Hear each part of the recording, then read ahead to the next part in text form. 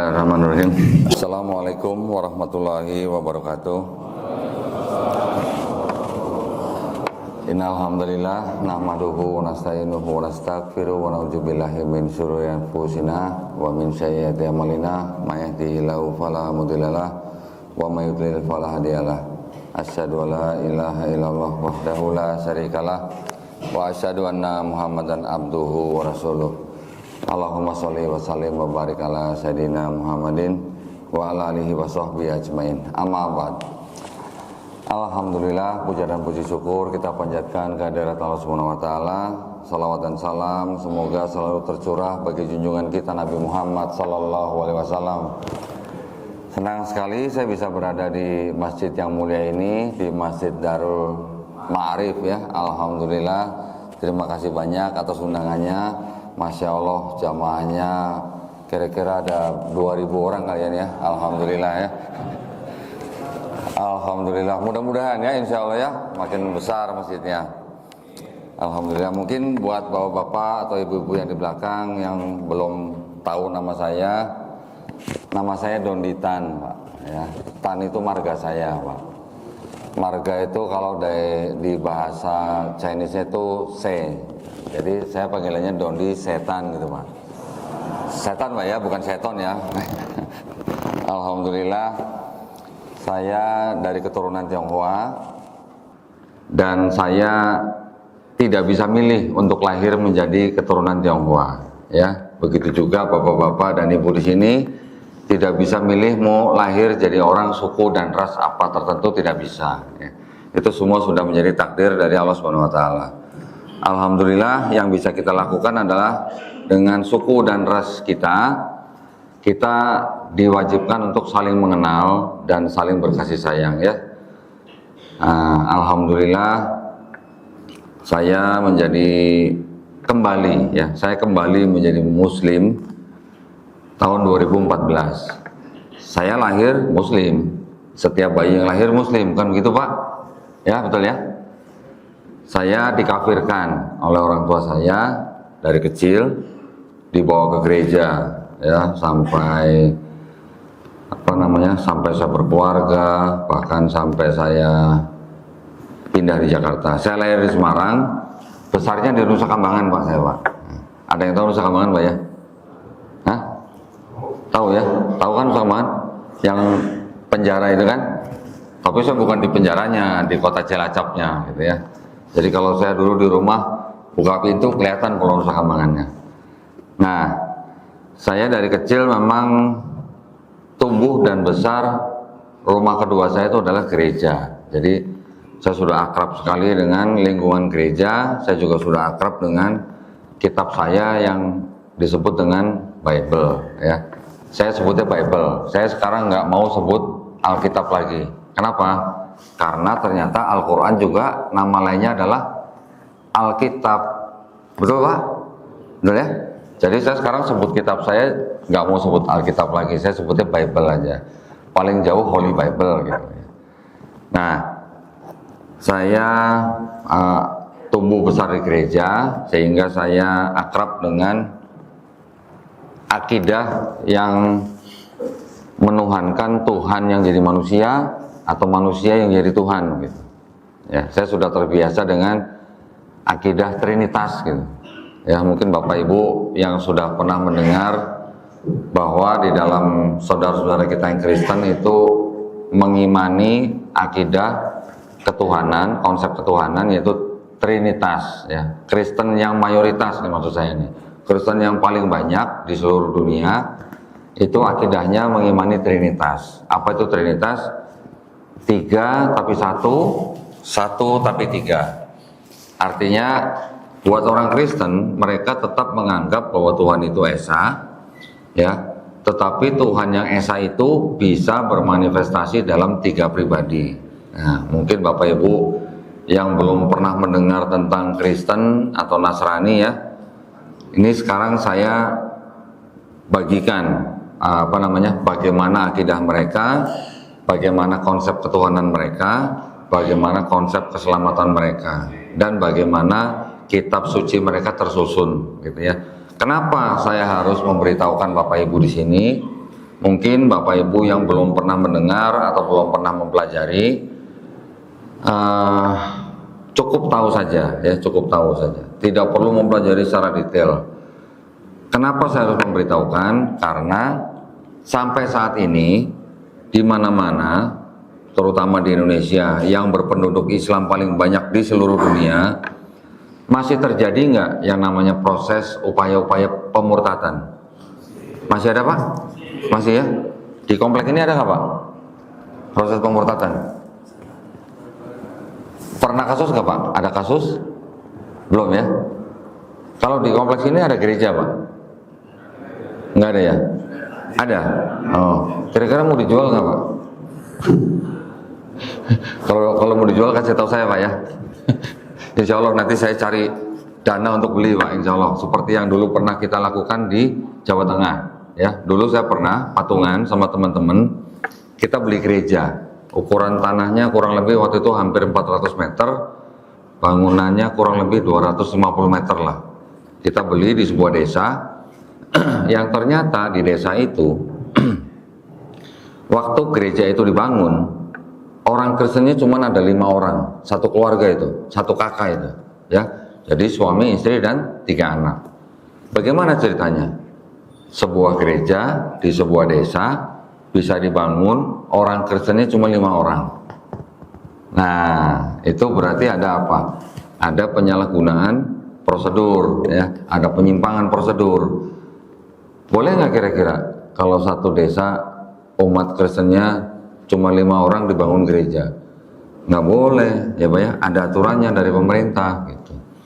Jadi ketika kita beli gereja itu, kita baru tahu ternyata dulu gereja itu dibangun ketika orang Kristen hanya 5 orang. Ketika kita sudah tanda tangan PPJB, kita kunjungin gereja itu. Pada waktu itu kita datang ke gereja itu, orang Kristennya cuma 2 orang, suami istri gitu. Anaknya udah merantau gitu katanya ke Jakarta, ya.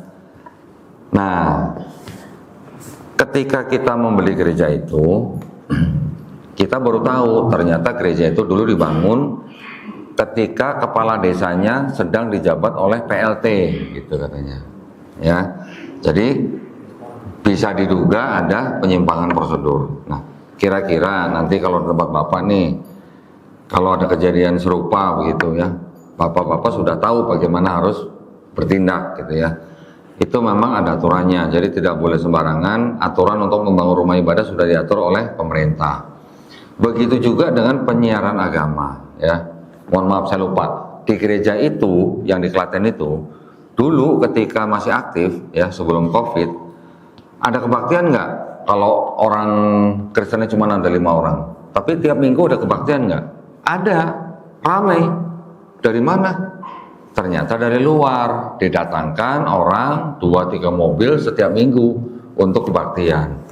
Jadi cuma supaya kelihatan ramai, orangnya dibawa dari luar desa, tapi orang desanya yang Kristen cuma 5 orang. Nah, itu memang sudah penyalahan prosedur.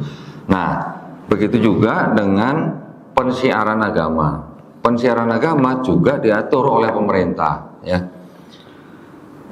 Orang melakukan pensiaran agama, orang atau kelompok ya, melakukan pensiaran agama kepada orang atau kelompok yang sudah beragama, itu juga dilarang oleh pemerintah ya. Itu ada di aturan keputusan bersama 2 menteri, yaitu Menteri Agama dan Menteri Dalam Negeri nomor 1 tahun 79, di dalam bab 3 pasal 4 dilarang orang atau kelompok mensiarkan agama kepada orang atau kelompok yang sudah beragama, baik dengan cara-cara disebutkan tuh, misalnya dengan cara door to door, misalnya ketok-ketok pintu rumah orang ya, mengajak orang yang ada di dalam rumah itu yang sudah beragama untuk ikut agama mereka, itu dilarang. Kemudian dengan cara misalnya apa, memberikan bantuan, buku, pamflet, brosur dan sebagainya. Jadi Bapak Ibu mungkin yang belum pernah mendengar produk hukum tersebut, yang mana produk hukum ini adalah produk hukum yang cukup lama sebenarnya, tapi yang masih sering dilanggar gitu ya oleh saudara-saudara kita yang dari kekristenan. Nah, bagaimana sih sebenarnya agama Kristen dengan agama Islam ini posisinya bagaimana sih? Agama Kristen dan agama Islam dua-duanya boleh dikatakan sebagai agama misi, ya. Agama misi artinya agama yang mengajak orang lain untuk masuk ke dalam agama tersebut. Apa betul Islam juga agama misi? Betul, Islam juga berdakwah kepada orang di luar Islam. Tetapi karena ada aturan pemerintah itu, kita hanya boleh mensiarkan agama kita kepada orang yang belum beragama. Ya, dengan mengikuti aturan itu, kita tidak boleh door to door, ketok-ketok pintu rumah orang yang non Muslim untuk kita ajak masuk Islam, itu nggak boleh. Ya, tetapi umat Kristen di Indonesia, mereka masih banyak melakukan hal-hal tersebut. Mungkin tidak semua golongan atau kelompok gereja, ya, mungkin tidak semua. Memang ada kelompok-kelompok tertentu yang melakukan upaya-upaya tersebut. Nah, bagaimana perintahnya di dalam kedua agama? Kita mendengar bahwa ada hadis bahwa sampaikanlah walaupun hanya satu ayat.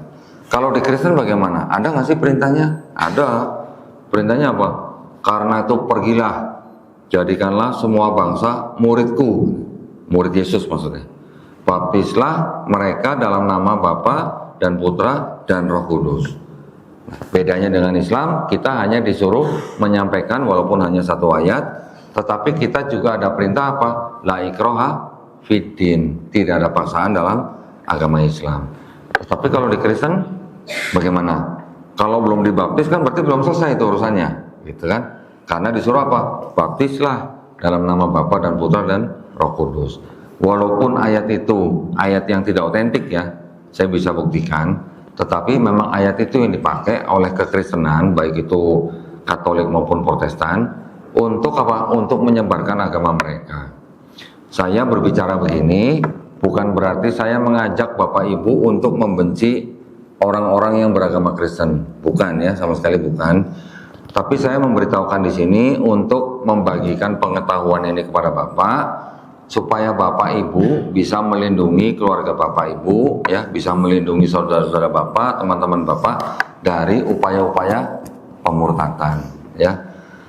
Masih banyak orang-orang dari kalangan Kristen itu yang melakukan misi-misi, ya, atau upaya-upaya di mana mereka mendatangi beberapa daerah dengan apa, ya, dengan seperti kelihatan orang yang menyamar gitu, dengan berdandan seperti orang Islam, menggunakan peci, kemudian yang dibicarakan juga Quran, tetapi arahnya adalah mereka untuk apa? Untuk memelintir ayat Quran dengan tafsiran mereka dan mengajak orang Islam untuk masuk agama Kristen, gitu ya.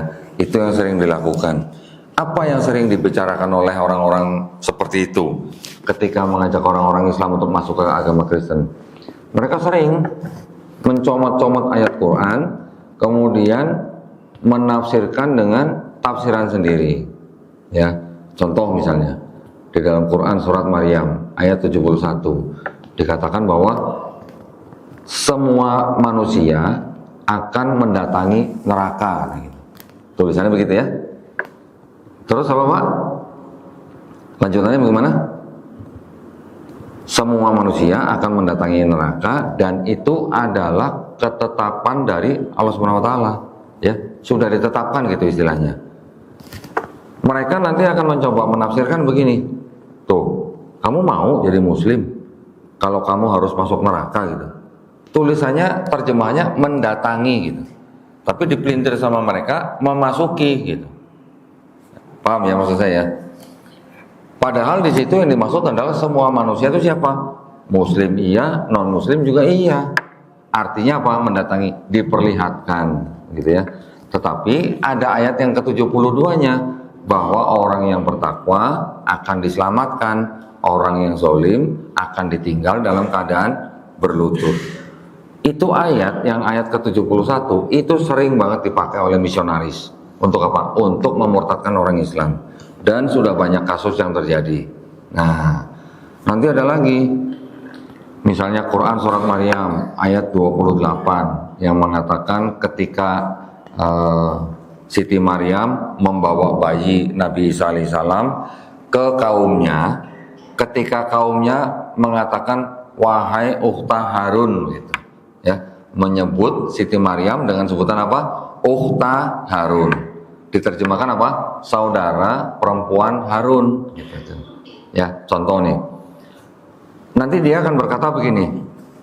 Ini Harun siapa yang disebut dengan saudara daripada Maryam gitu. Otomatis yang paling banyak atau populer atau pendapat itu adalah Harun adalah abangnya Nabi Musa alaihissalam. Ya kan? Nanti mereka akan berkata, bagaimana ceritanya Maryam ibunya Nabi Isa kok bisa disebut saudara perempuan Nabi Harun alaihissalam yang jaraknya jauh sekali, jaraknya kira-kira 1300 tahun. Oh, berarti salah dong nih Quran. Gimana kalau kita mendengar seperti itu? Ada yang sudah pernah mendengar tuduhan seperti ini? Ada yang sudah pernah? Belum ya? Belum. Nah, itu ayat sudah sering sekali dipakai ya, oleh misionaris-misionaris, terutama ketika mereka mendekati orang Islam untuk mencoba membuktikan bahwa ada kesalahan dalam Quran. Itu sering dipakai. Jawabannya bagaimana? Jawabannya, Ukhta Harun, yang disebut dengan Ukhta Harun, itu artinya memang bisa saudara perempuan, tetapi juga bisa artinya apa? Keturunan. Begitu, ya. Jadi Maryam, ibunda daripada Nabi Isa alaihissalam, itu memang kalau kita cek dari silsilahnya, memang dia adalah keturunan dari siapa? Dari suku Lewi. Suku Lewi itu adalah salah satu suku dari Bani Israel yang memang menjadi leluhur daripada Nabi Harun alaihissalam dan Nabi Musa alaihissalam. Nah, maka itu kaum Yahudi ketika melihat Maryam mempunyai anak tanpa suami, makanya mereka mengatakan apa? Ya Ukhta Harun, ayahmu bukan seorang apa? Penjahat, ibumu bukan seorang pezina. Artinya apa? Artinya mereka menuduh Maryam, ibunda daripada Nabi Isa alaihissalam, sebagai apa? Sebagai pezina. Ya, dengan mereka menyebutkan ya Ukhta Harun, artinya kamu ini keturunan Nabi, gitu ya. Kamu ini keturunan Nabi, bapakmu bukan seorang penjahat atau yang buruk perangai, ibumu bukan seorang pezina. Tapi bagaimana ceritanya kamu bisa punya anak tanpa suami? Nah, siapa yang membela Maryam ketika dituduh seperti itu? Nabi Isa alaihissalam yang membela. Ketika masih bayi, Nabi Isa alaihissalam ketika masih dibuayain ibunya, dia yang membela ibunya, ya. Dia yang mengatakan di ayat ke-30-nya bahwa aku adalah hamba Allah dan aku diberikan apa? Kitab Injil, gitu kan? Nah, sekarang ini tadi adalah jawaban ya, bahwa yang disebut dengan Ukhta Harun itu adalah bisa disebut sebagai keturunan orang soleh. Salah seorang sahabat Nabi yang bernama Mughirah pernah pergi ke Yaman, ke tempat orang-orang Kristen di Najran. Ya. Ini sahabat juga ditanya sama orang-orang Kristen di Najran, bagaimana ceritanya di dalam Quran kamu menyebut bahwa Maryam saudara perempuan Harun, padahal Harun dan Maryam itu jaraknya jauh sekali. Sahabat ini tidak sempat menjawabnya. Kemudian ketika dia kembali ke Madinah, dia melaporkan kepada Rasulullah dan menanyakan kepada Rasulullah. Rasulullah menjawab bagaimana? Mengapa tidak kau jelaskan kepada mereka bahwa mereka atau kaum Bani Israel sering menyebut orang dengan menyebut orang-orang soleh sebelumnya, gitu ya? Itu jawabannya. Nah, saya ingin membawa ayat ini juga untuk memberikan pemahaman kepada Bapak Ibu bahwa tadi yang disebutkan di dalam Quran surat Maryam ayat ke-30, ketika Nabi Isa alaihissalam mengatakan bahwa dia adalah hamba Allah dan dia menerima kitab Injil. Nah, saya ingin sharing sama Bapak Ibu nih, yang disebut dengan kitab Injil oleh Nabi Isa alaihissalam ketika masih bayi, apakah itu buku atau mushaf yang jatuh dari langit diberikan kepada Nabi Isa alaihissalam? Kira-kira gimana Pak? Bukan ya? Nggak mungkin ya? Masa masih bayi diberikan jatuh kitab jatuh dari langit, itu kan nggak mungkin. Jadi artinya kitab di situ bisa disebutkan apa? Wahyu yang diturunkan Allah Subhanahu wa taala kepada Nabi Isa alaihissalam untuk siapa? untuk Bani Israel. Kapan? Pada zaman itu. Setuju Pak? Setuju ya? Nah, kalau begitu, apakah Nabi Isa alaihissalam yang menulis mushaf yang disebut dengan kitab Injil pernah mendengar atau membaca itu Pak? Belum ya, sepertinya ya. Belum ada cerita ya bahwa Nabi Isa alaihissalam menulis sendiri kitab Injil, belum ya. Yang namanya wahyu bagaimana Pak? Wahyu itu kan diterima oleh Nabi, langsung masuk ke dalam kolbunya, kemudian Nabi ini mengajarkan kepada kaumnya atau umatnya, itulah yang disebut dengan wahyu atau kitab gitu ya. Kitab di dalam bahasa Arab itu artinya memang bisa berupa wahyu yang dibukukan atau yang ditulis, tetapi juga bisa berupa apa? Artinya ketetapan, hukum atau perintah gitu, yang diturunkan Allah Subhanahu wa taala kepada nabi dan rasulnya untuk kaum tertentu. Begitu Pak ya? Setuju ya? Jadi kitab Injil itu adalah wahyu yang diturunkan Allah Subhanahu wa taala kepada Nabi Isa alaihissalam untuk Bani Israel pada zaman itu. Betul ya? Nah, kalau begitu ketika Nabi Isa alaihissalam sudah diangkat ya, kan di surat An-Nisa ayat ke-157 kan dikatakan bahwa Nabi Isa alaihissalam tidak dibunuh dan tidak disalib, ya kan? Tetapi yang disalib adalah orang yang diserupakan, betul? Nah, ketika itu kan Nabi Isa alaihissalam diangkat gitu ya. Diangkat ini memang ada beberapa pendapat. Ada yang mengatakan diangkat bersama jasadnya, nanti ada sebagian kecil yang berpendapat bahwa yang diangkat adalah derajatnya gitu ya. Tetapi ketika Nabi ini sudah diangkat, kemana wahyunya? Kira-kira kemana wahyunya? Ngikut sama nabinya, gitu kan? Karena wahyu itu ada di dalam qalbu Nabi, betul? Jadi kalau misalnya sekarang Bapak Ibu nih ketemu misionaris, ditanya, misalnya mereka membawa kitab nih ya, menunjukkan kepada Bapak Ibu nih, ini ada kitab yang ada tulisannya begini Pak, tulisannya Injil gitu. Nah ini, saya buat contoh nih, ada tulisannya kitab suci apa nih? Injil ya. Kalau ada misionaris mendatangi Bapak Ibu, ini adalah kitab Injil yang disebutkan di dalam Quran gitu. Gimana kira-kira pandangan Bapak Ibu? Hah? Gimana Pak? Tidak menerima? Tidak. Yang lain? Menerima enggak? Tidak ya. Tapi di dalam sini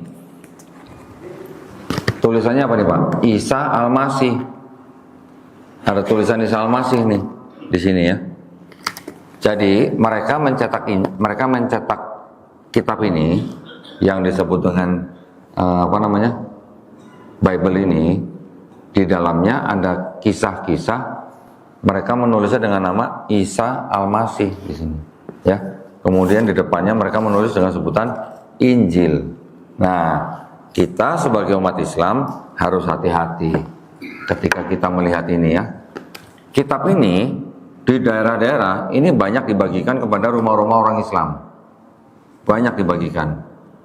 Saya sudah ada videonya ya. Ketika orang-orang kita menerima kitab ini yang dibagikan oleh mereka secara gratis. Nah, ketika mereka membagikan tujuannya apa Pak kira-kira Pak? Tujuannya apa Pak kira-kira? Hah? Mereka ingin mendekati orang Islam supaya lebih mengenal agama mereka. Nanti tujuannya untuk menarik orang Islam untuk masuk agama mereka. Itu ya tujuannya ya. Nah, saya lanjutkan tadi pertanyaan saya, apakah ini yang disebut dengan Injil yang disebut oleh Quran? Ya, bukan. Kenapa? Karena tadi saya sebutkan bahwa yang disebut dengan Injil di dalam Quran itu adalah wahyu yang diturunkan kepada Nabi Isa alaihissalam untuk Bani Israel pada zaman itu. Ketika Nabi Isa-nya sudah tidak ada, ya wahyunya sudah ngikut. Dan Nabi Isa alaihissalam tidak pernah diceritakan menulis sendiri kitab Injil, ya. Dan tidak pernah kita mendengar bahwa Hawariyun juga menulis kitab Injil, betul ya? Nah, jadi ketika Bapak Ibu misalnya, Hah? Kenapa? Suaranya kurang? Oh, yang di belakang kurang jelas ya? Oke. Jadi yang ini perlu pakai nggak? Dua ini? Oke. Jadi double nih suaranya. Mudah-mudahan wattnya nambah nih kalau double begini. Oke, jadi saya ulang lagi ya. Jadi kalau Bapak, gimana Pak? Satu aja? Yang ini aja? Yang ini nggak usah?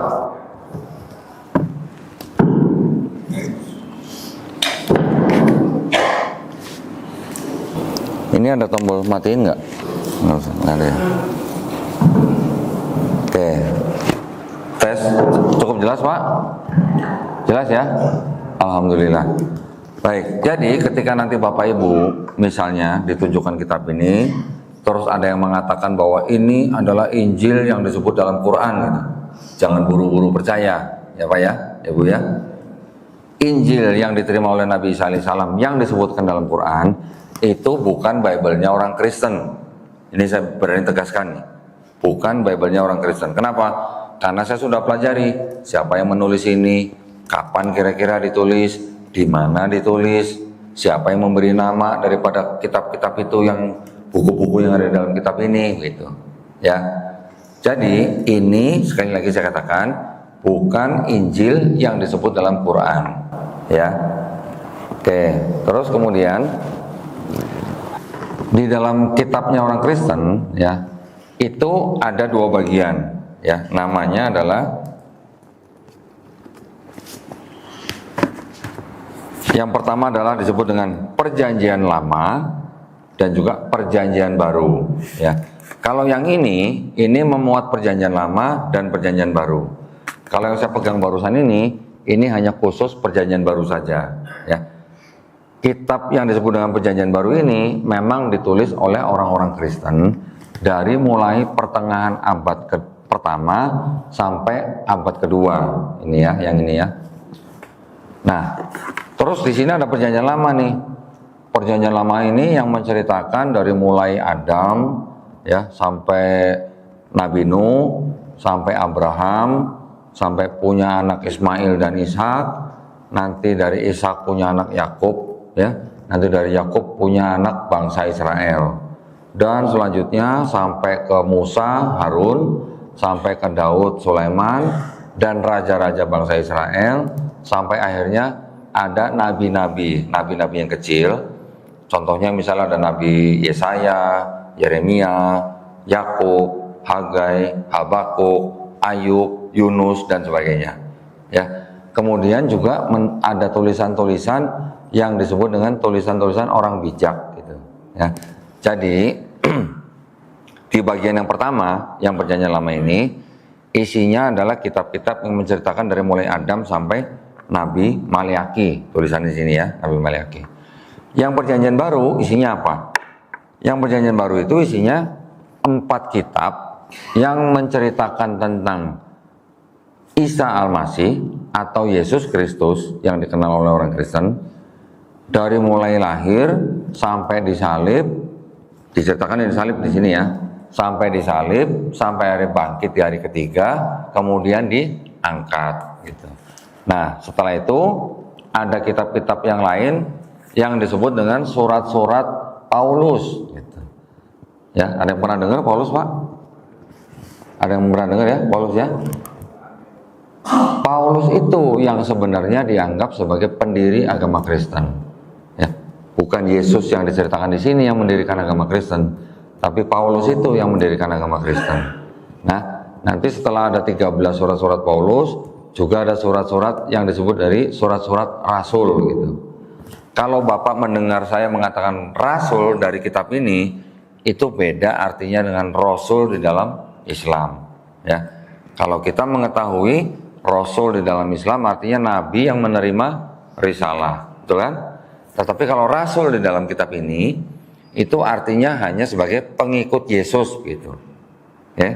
Nah, sekarang saya ingin memberitahukan sejarah daripada kitabnya orang Kristen supaya Bapak Ibu paham, ya. Karena di dalam Quran kan sering disebutkan ada Taurat, Zabur, Injil, betul? Ya kan? Dan di Quran juga sering disebutkan bahwa Quran membenarkan kitab-kitab yang telah diberikan sebelumnya, ya kan? Yaitu Taurat, Zabur, dan Injil. Nah, saya ingin memberitahukan hal ini kepada Bapak Ibu supaya Bapak Ibu punya perspektif yang sama, gitu ya, sebagai Muslim, bahwa yang disebut dengan Taurat, Zabur, Injil itu bukan Bible-nya orang Kristen dan juga bukan Bible-nya orang Yahudi, gitu ya. Nah,